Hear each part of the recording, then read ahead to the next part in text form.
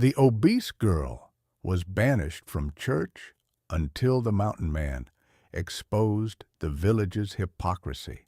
The winter of 1847 settled over Pine Ridge like a cold blanket of judgment, wrapping the small mountain town in snow and sanctimony.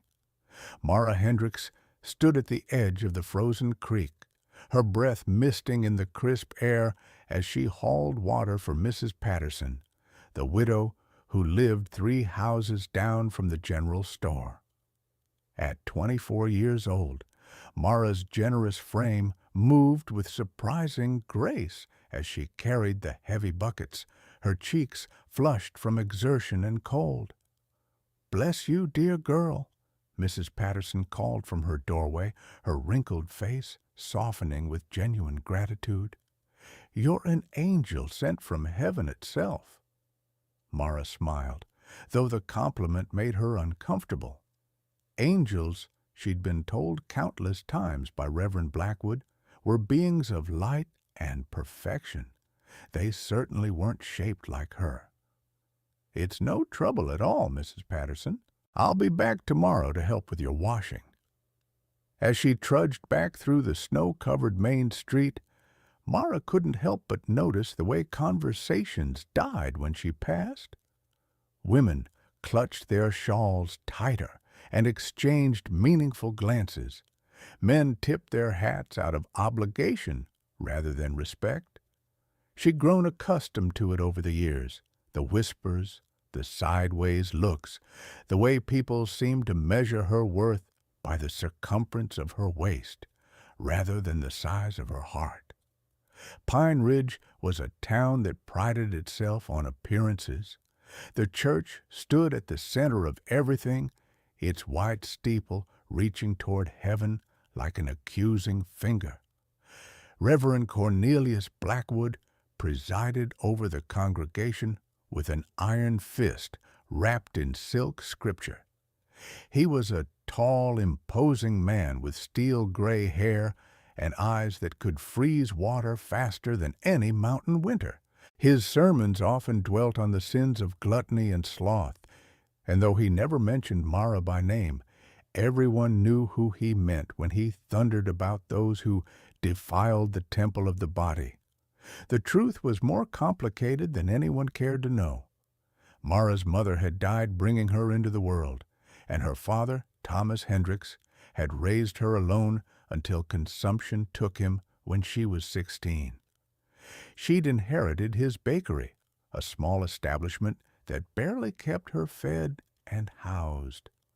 The cruel irony wasn't lost on her, a baker who was mocked for her size, though she ate little of what she made, saving the best for customers and giving the day-old bread to those who couldn't afford to pay.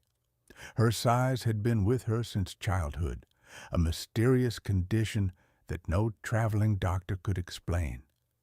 She moved more than most people in town, working from dawn until well past dusk, kneading dough, hauling flour sacks, delivering bread to homebound elders. Yet her body remained stubbornly round, as if holding on to every ounce for some future famine that never came. The week before Christmas brought the annual Winter Festival, a celebration that culminated in a special service at the church. The whole town turned out for it, dressed in their finest clothes, faces scrubbed and souls presumably cleansed for the occasion. Mara had baked 3 dozen sweet rolls for the celebration, donating them as she did every year, hoping that perhaps her contribution would earn her a place among the faithful.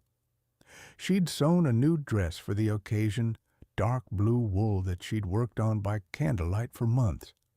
It wasn't fancy, but it was clean and well made, and she'd embroidered small flowers along the collar.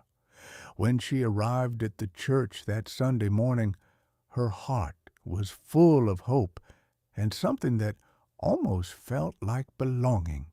The church steps were crowded with families greeting one another, children running in circles, their laughter crystallizing in the cold air. Mara climbed the steps carefully, conscious of the ice beneath the snow.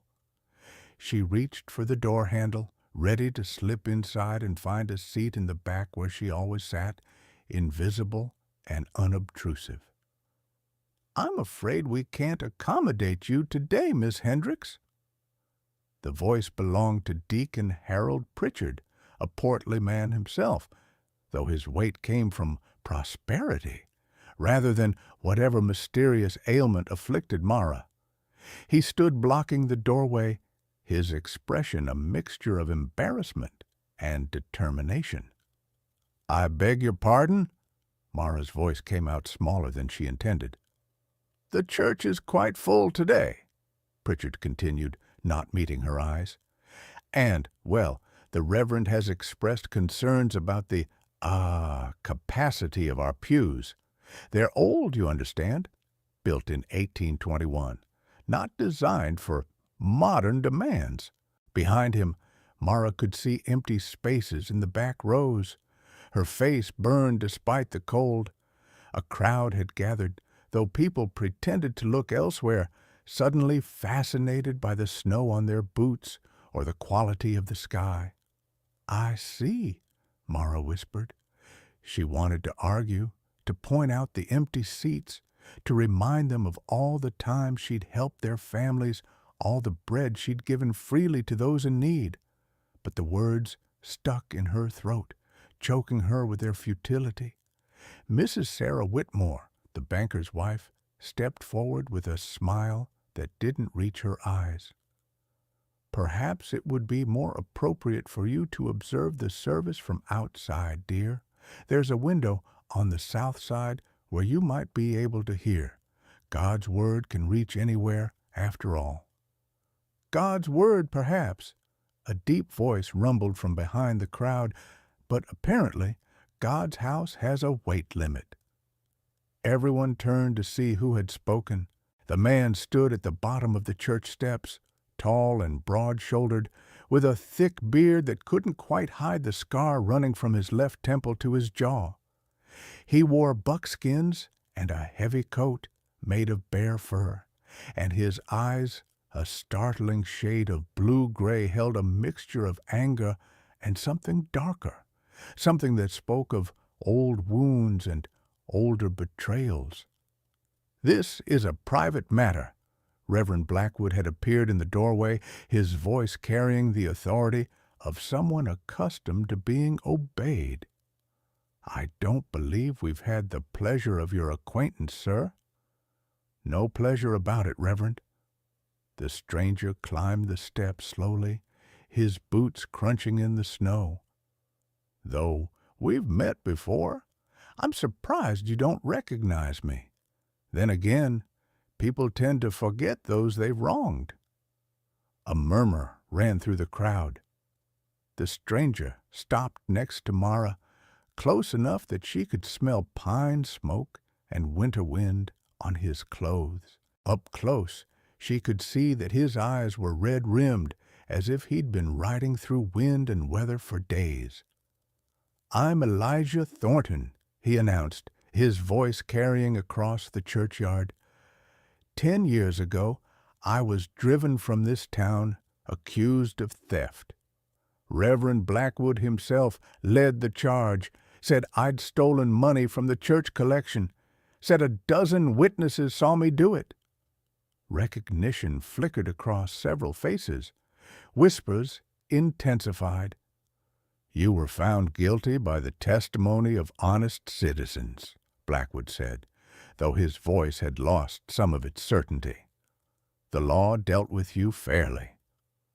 "The law dealt with me at all because you needed a scapegoat," Elijah shot back. "I was 17 years old, working as a stable hand, barely had 2 coins to rub together. But I was convenient, an orphan with no family to defend me, no position in society to protect me. So, when money went missing from the church coffers, you pointed your finger at me, and this town was all too happy to believe you." He turned to face the assembled crowd, his voice rising. I spent 2 years in territorial prison before they finally released me for lack of evidence. By then, my life here was destroyed. I headed into the mountains, figured I'd live alone rather than among people who valued appearances and reputations more than truth. "This is hardly the time or place for your grievances," Pritchard sputtered. "This is a holy day." "Holy?" Elijah's laugh was bitter. "You want to talk about holiness? Let's talk about it. Let's talk about how Reverend Blackwood used that missing money to buy himself a new carriage, how he explained away the sudden improvement in his circumstances by claiming it was a gift from his wealthy brother in Boston, a brother who doesn't exist." The crowd erupted in shocked exclamations. Blackwood's face went pale, then red. "Lies!"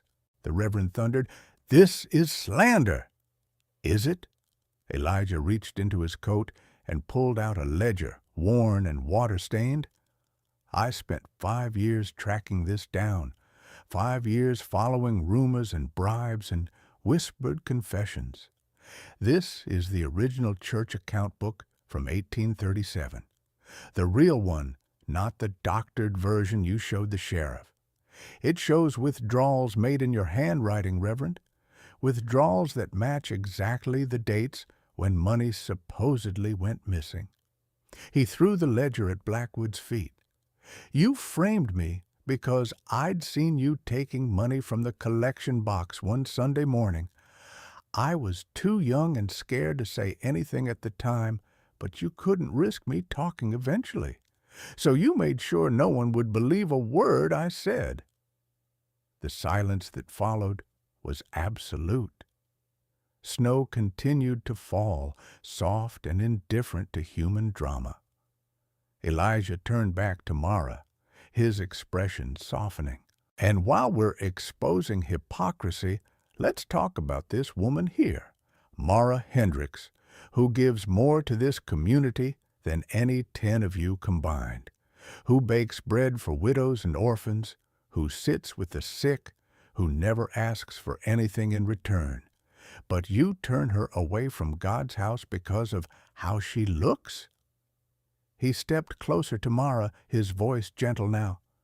"Do you remember me, Miss Hendricks?" Mara stared at him, her mind racing. Something about his eyes, the way he stood, triggered a memory from long ago. "The boy," she whispered, "the one in the stable. I brought you bread." Elijah nodded. "The night before they came for me, I was hiding in the stable, terrified, didn't know what to do. You found me there. You brought me half a loaf of your father's bread and a chunk of cheese. You didn't ask questions, didn't demand explanations. You just saw someone hungry and scared, and you helped." The memory flooded back. She'd been 14, still believing the best of people, still naive enough to think kindness mattered more than appearance. The boy had been thin and desperate, his face bruised where someone had hit him. She'd given him what little she had, and he'd disappeared the next morning. By afternoon, the whole town was searching for him, calling him a thief.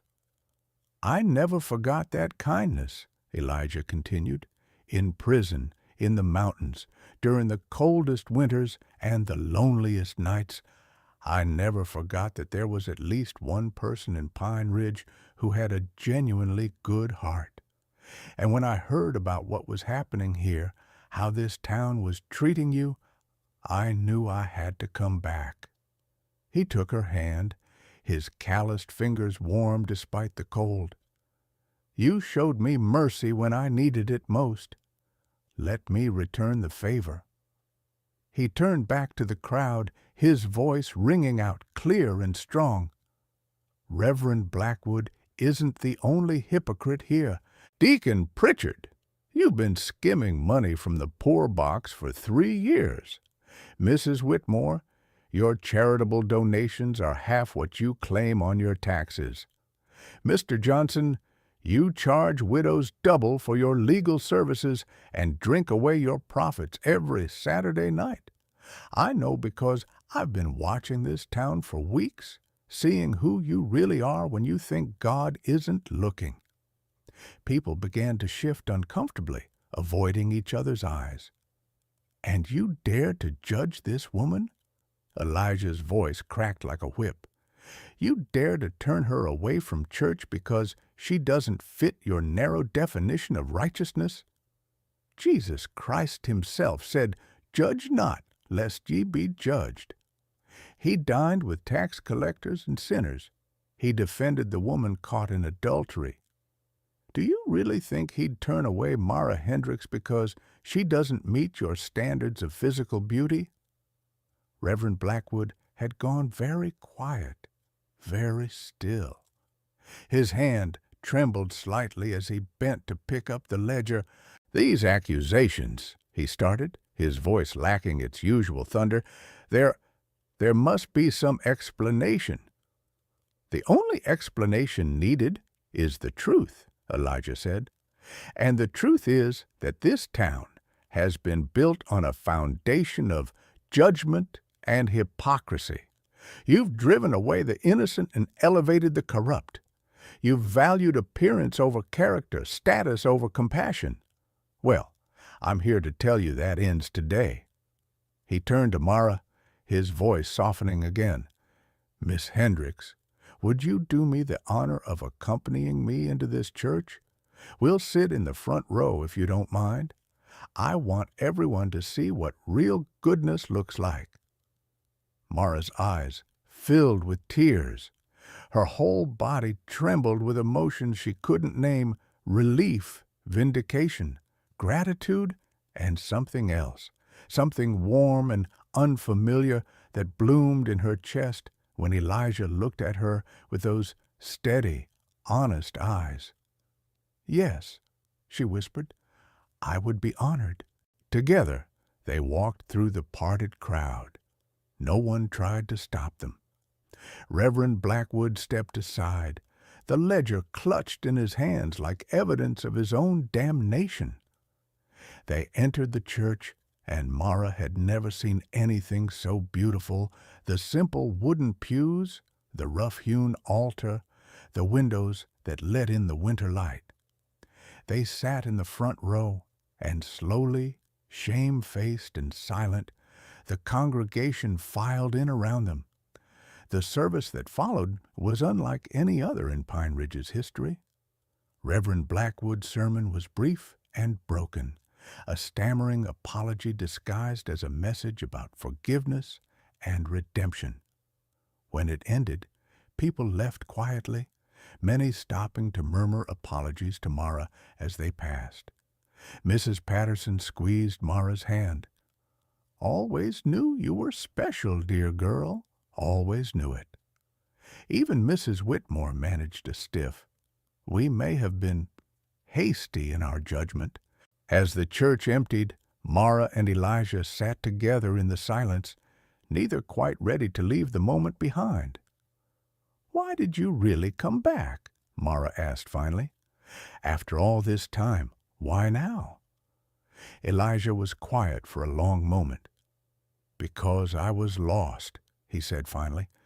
"In those mountains, I convinced myself I didn't need people, didn't need community or connection. I told myself I was better off alone, but the truth is, I was just hiding from my anger, from my pain, from the memory of how this town had wronged me."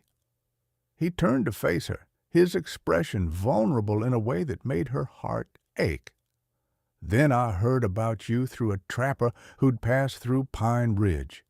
He mentioned the baker who everyone mocked, the kind woman who helped everyone but was treated like an outcast. And I remembered that night in the stable, remembered your kindness. I realized that if I let my bitterness define me, I'd be just as bad as the people who hurt us both. So you came back to help me?" "I came back to help us both," he corrected gently. "You saved me once with a piece of bread and simple human decency. I figured it was time to return the favor, and maybe, in the process, I could save myself from becoming the bitter, isolated hermit I was turning into.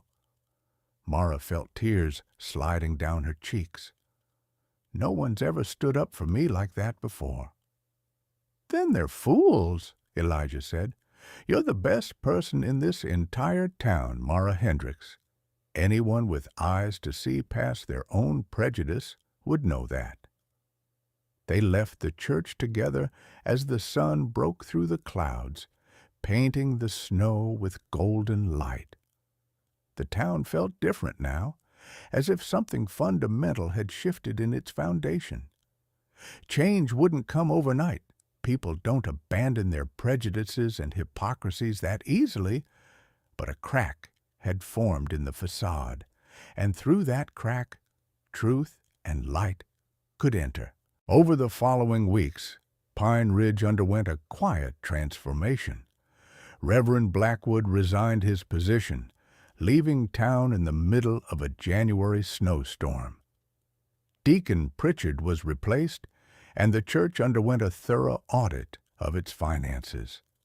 The missing money, what could be recovered, was distributed to the poor families who needed it most. Elijah didn't return to the mountains.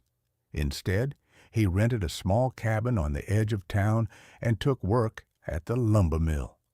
He was quiet and kept largely to himself, but people noticed how he'd stop to help when someone's wagon got stuck in the snow, or how he'd split firewood for the elderly without being asked. And people noticed how he'd visit Mara's bakery every morning, how he'd sit at the small table in the corner with a cup of coffee and fresh bread, how they'd talk in low voices that occasionally erupted into laughter. They noticed the way he looked at her, not with pity or judgment, but with genuine affection and respect. Mara found herself looking forward to those morning visits more than anything else in her day. Elijah had a way of making her feel seen in a way she'd never experienced before. He asked about her dreams, her thoughts on books she'd read, her opinions on everything from politics to the weather. He treated her intelligence and kindness as more valuable than gold. "Tell me about your life in the mountains," she asked one morning in early February as she kneaded dough and he repaired a broken shelf. Elijah paused in his work, considering. "It was beautiful and terrible in equal measure," he said finally. "Beautiful because the mountains don't judge. They don't care what you look like or where you came from.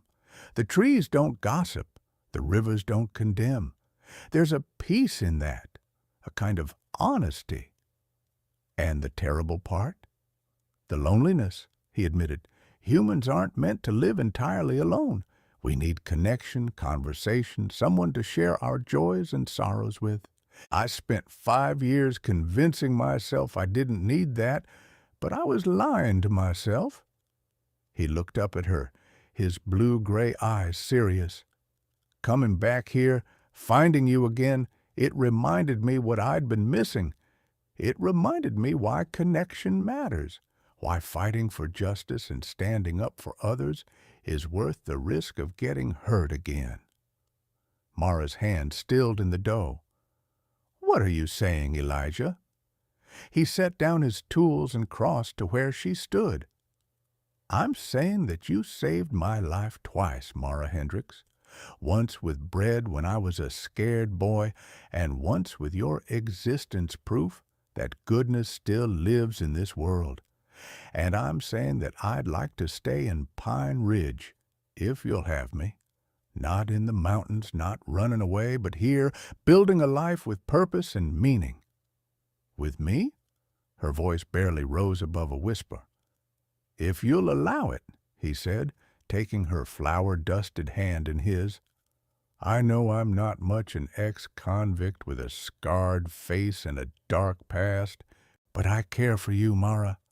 More than I thought I could care for anyone. You're brave and kind and generous, and being near you makes me want to be a better man." Mara's heart thundered in her chest. No one had ever spoken to her like this, had ever looked at her with such open admiration and hope. "I care for you too," she managed. "But Elijah, you should know people will talk. They'll say terrible things about us together. I don't look like the women men usually court." Elijah's expression hardened. "I spent 10 years caring what people in this town thought of me, and it nearly destroyed me. I'm done with that, Mara. I know who you truly are, and that's all that matters. Anyone who can't see your worth doesn't deserve a place in our lives." "Our lives?" she repeated, testing the words. They felt strange and wonderful in her mouth. "If you want them to be," he said softly. "No pressure, no expectations. I just want you to know that I see you, all of you, and what I see is extraordinary." She kissed him then, standing on her toes to reach him, flour and dough forgotten. His arms came around her, solid and warm, and for the first time in her life, Mara felt truly, completely at home in her own skin. The courtship that followed scandalized some members of Pine Ridge society and delighted others. Elijah courted Mara properly, with flowers picked from the early spring meadows and long walks through town where everyone could see them together. He made it clear through his actions that he was proud to be with her, that he considered himself the fortunate one in their partnership. They were married in June, in the same church where Elijah had defended her 6 months earlier. The new reverend, a younger man named Peters, who actually seemed to believe in the forgiveness he preached, performed the ceremony with genuine warmth. Mrs. Patterson cried through the entire service, and even Mrs. Whitmore managed a grudging smile.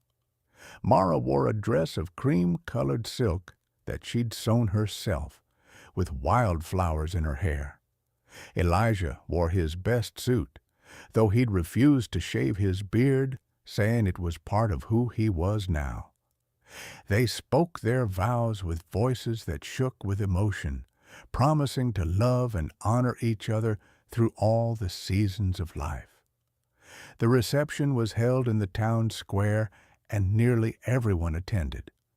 Mara had baked the wedding cake herself, 3 tiers of vanilla sponge with raspberry filling and cream frosting.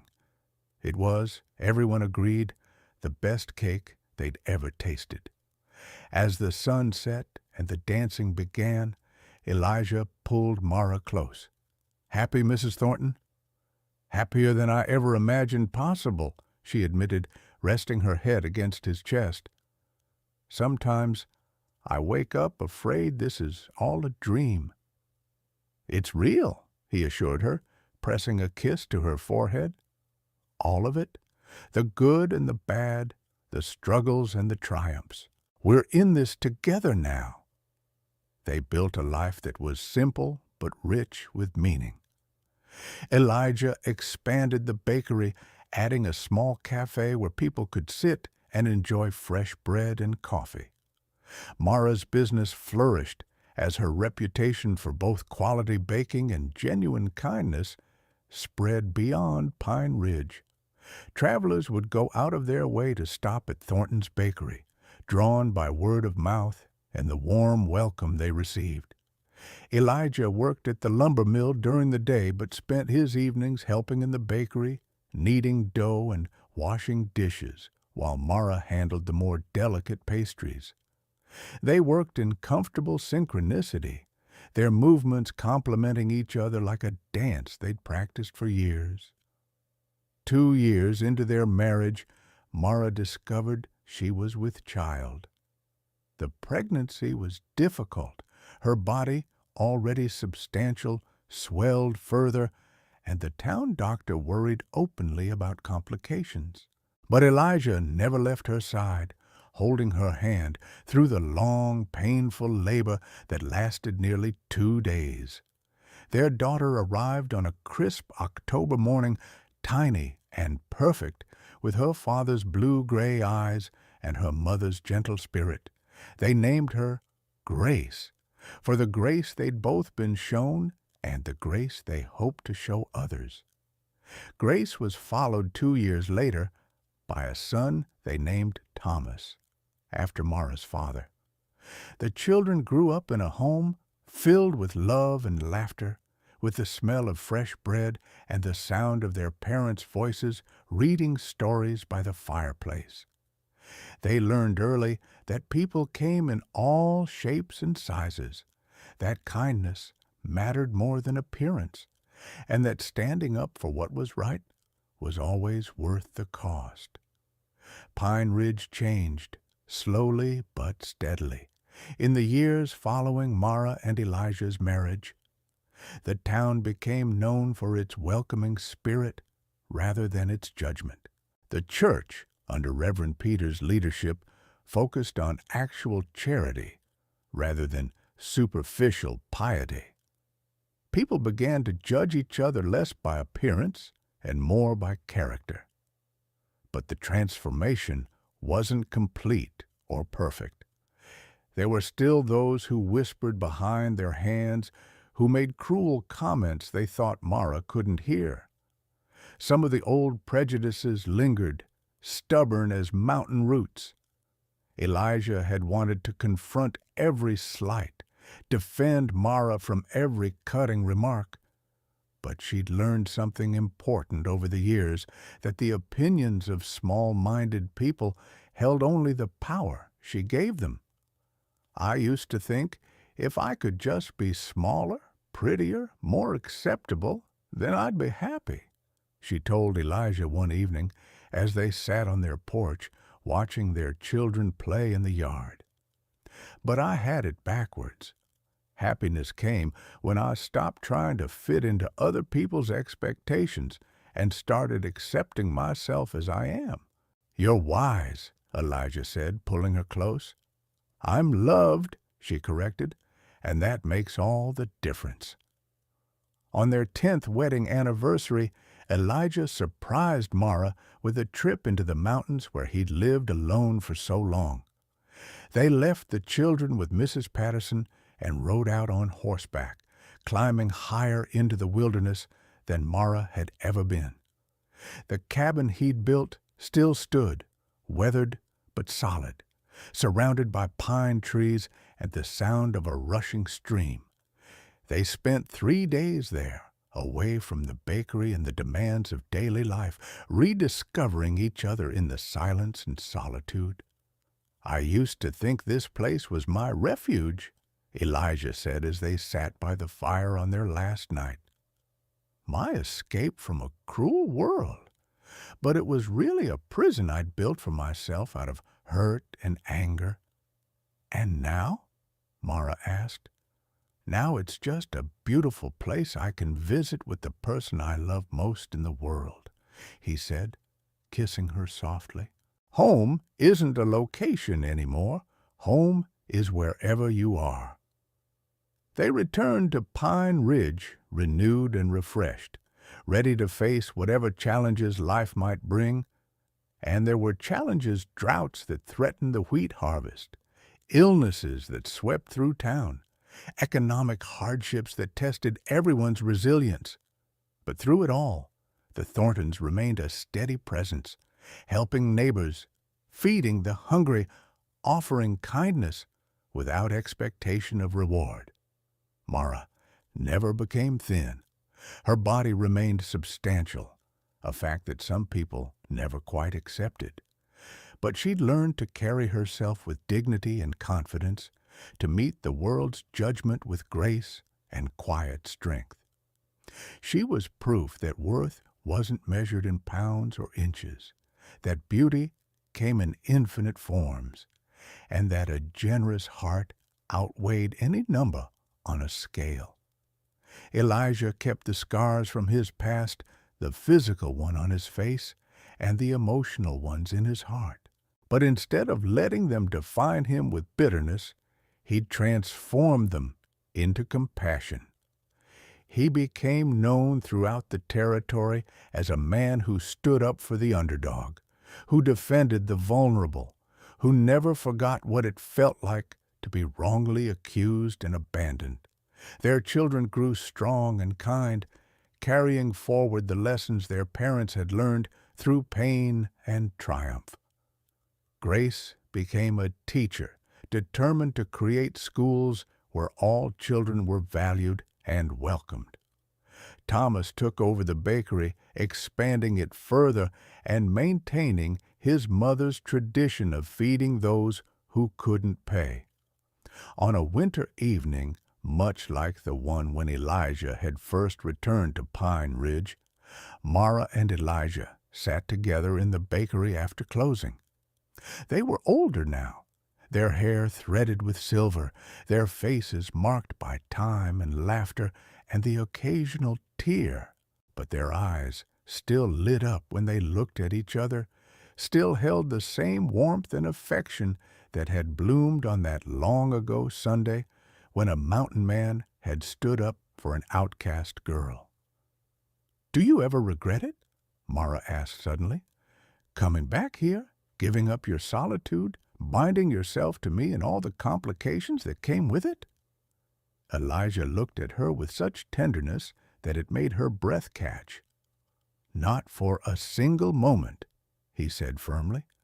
"You saved me, Mara, not just from prison or poverty or loneliness, but from myself. You showed me what real courage looks like, facing a cruel world every day with kindness and grace. You taught me that standing up for what's right matters, that love is stronger than judgment, and that home is built with people who see your true worth." He took her hand, calloused meeting calloused, baker and woodsman, two people who'd been rejected by the world and found each other. "I spent years in those mountains thinking I was free, but I was really just hiding. True freedom came when I learned to love and be loved despite my scars and my past. You gave me that, Mara. You gave me everything that matters." She kissed him then, tasting coffee and cinnamon, bread and home. Outside, snow began to fall again, soft and clean, covering Pine Ridge in white.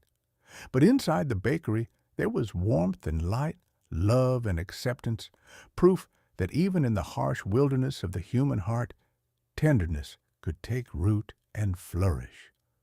Their story became legend in Pine Ridge, and beyond the tale of the outcast girl and the wrongly accused man who'd found redemption in each other.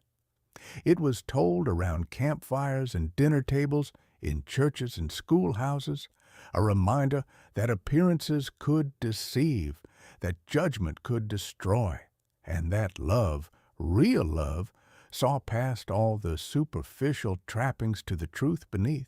And every year, on the anniversary of that fateful Sunday, when Elijah had defended Mara on the church steps, the town of Pine Ridge held a special service. They called it Grace Day, a time to remember that God's love and human love should have no limits based on appearance or status or past mistakes.